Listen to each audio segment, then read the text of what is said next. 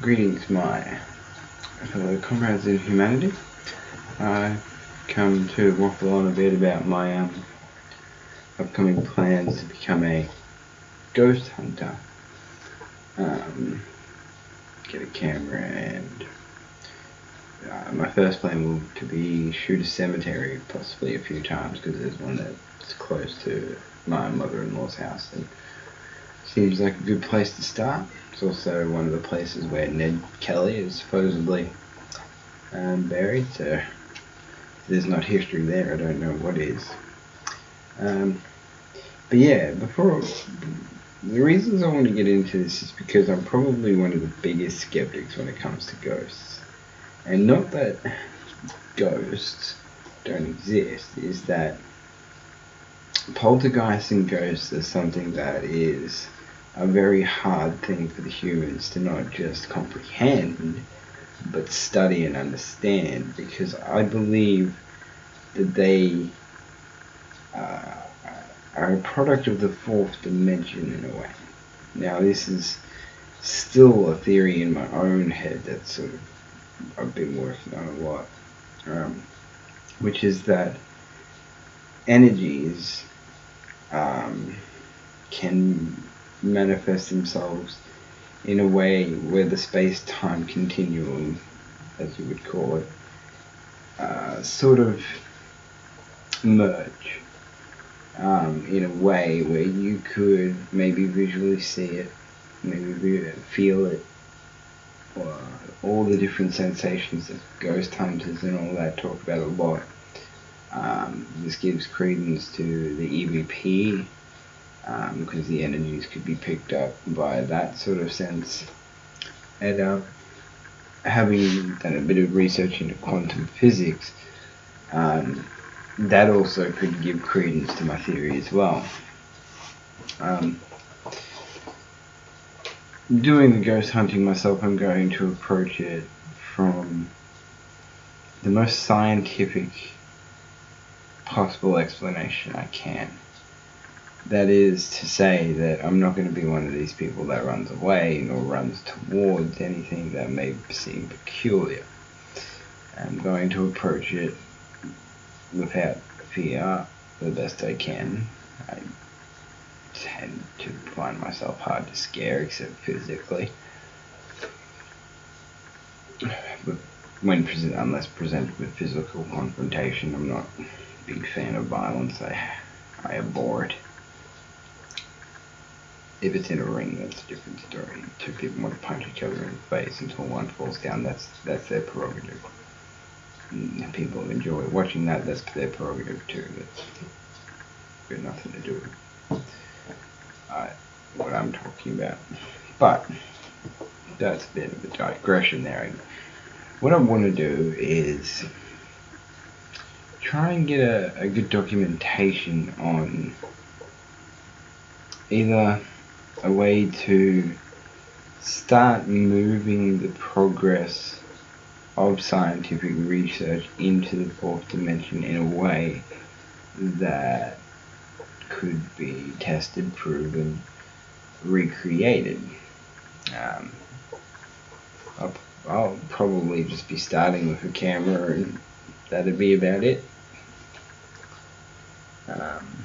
If I become popular, which I don't expect myself to, I might be able to get my hands on, all those EVP devices and stuff. And then I will.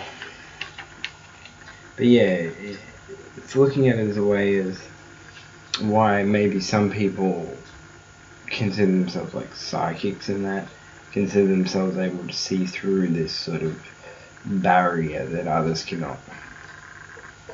And I'll give a quick explanation as to what I feel like the fourth dimension is.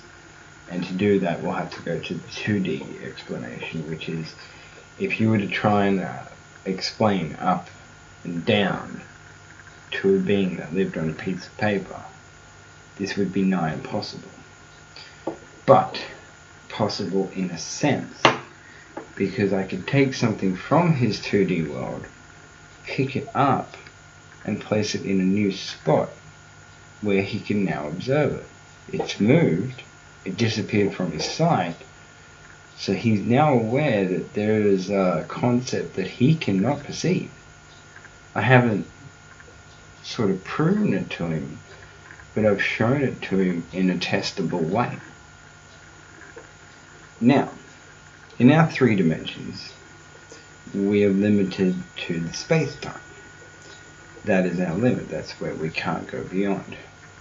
So, imagine yourself a being who is in the 4th dimension. He does transcend this sort of space-time. And no, I'm not talking about a god. I don't even give a crap, even if you want to make a god, whatever. But here's where the explanation comes in. Say you're looking at a box, and the being takes the box, and he makes it disappear, just like we did for the 2D man.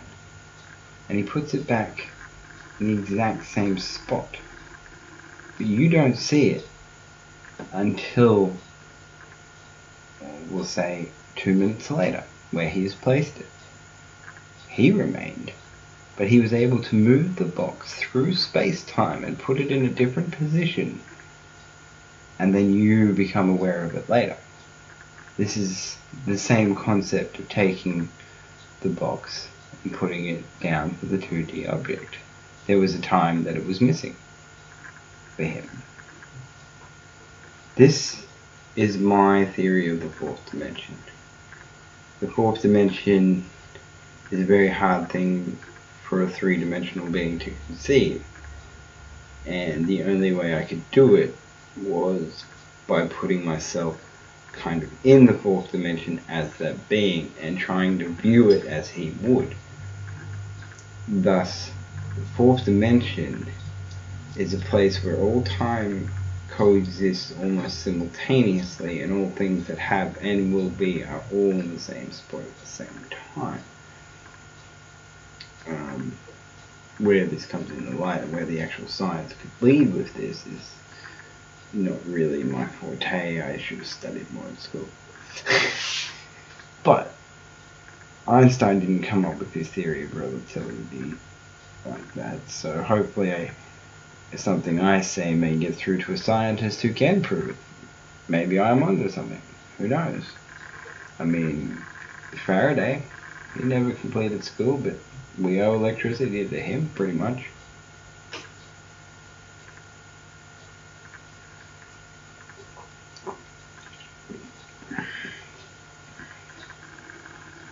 Guess I don't think that's breaking any laws there. I don't know if that one is either. If I get in trouble for it, well, I'm not going to make any money out of this.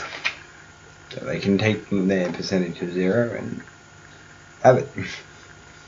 Anyways,